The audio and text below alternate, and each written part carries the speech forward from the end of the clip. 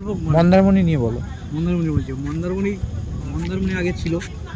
মন্দারমণি এখানটা কিন্তু মন্দারমণি নয়, তাহলে এটা হচ্ছে দক্ষিণ পুরুষোত্তমপুর।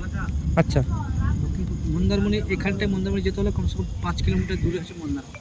আচ্ছা যেটা মন্দারমণি মেন ব্রিজ হচ্ছে ওটা দাদন পাত্র, কিন্তু সবাই বলে ওইটাকে ধরে নিয়েছে মন্দারমণি। মন্দারমণি থেকে ওই মনসা মন্দির থেকে শুরু হয়েছে মন্দারমণি। আচ্ছা মনসা মন্দির থেকে ওই সাইডটা হচ্ছে মন্দারমণি, আর এইটা হচ্ছে দাদন পাত্র আর দক্ষিণ পুরুষোত্তমপুর। কিন্তু এখন এটা মন্দারমণি হিসেবে আসছে, আসছে ধরে নিচে এক্সটেন্ড হচ্ছে। এক্সটেন্ড হয়ে গেছে।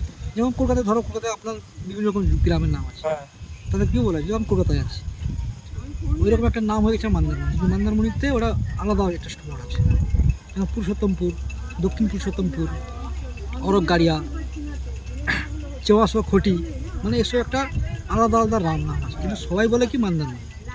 আচ্ছা আচ্ছা। এই কবে থেকে মানে মানে মন্দারমণি তো পুরো ফাঁকা জায়গা ছিল, একটা বন ফাঁকা ছিল, হয়েছে। মন্দারবন ছিল।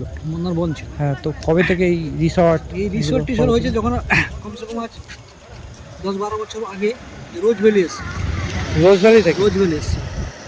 রোজ ভ্যালি আগে ছোটো হোটেল ছিল, তখন রাস্তাঘাট ছিল না, তখন মাটির রাস্তা ছিল, কাঁচা রাস্তা, ইটের রাস্তা ছিল। তারপর রোজ ভ্যালি আসার পর বিচের দিয়ে রাস্তা ছিল, হ্যাঁ বিচের দিয়ে রাস্তা হতে আবার মেন ভিতর দিয়ে রাস্তা হয়ে গেছে। তখন থেকে একটু একটু একটা করে তো প্রচুর হোটেল হয়ে গেছে। এবার সেদিকটা হোটেল যা হওয়ার কথা হয়ে গেছে। তারপরে আমাদের এই সাইডটা মানে আমরা বললাম পুরুষোত্তমপুর, দক্ষিণ পুরুষোত্তমপুর থেকে জায়গা সব কিনে রেখেছে। মোটামুটি এখন কাজ চলছে, বিল্ডিংয়ের কাজ চলছে। 2 বছর পরে হয়তো এইসব জায়গা আবার যে জায়গা ছিল ওই সঙ্গে সেই জায়গা থাকবে না, চেঞ্জ হয়ে যাবে, চেঞ্জ হয়ে ফাঁকা জায়গা পুরো এখন বিল্ডিং হয়ে যাবে। বিল্ডিং হয়ে যাবে।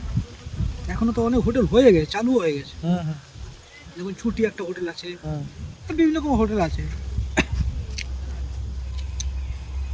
ঠিক আছে।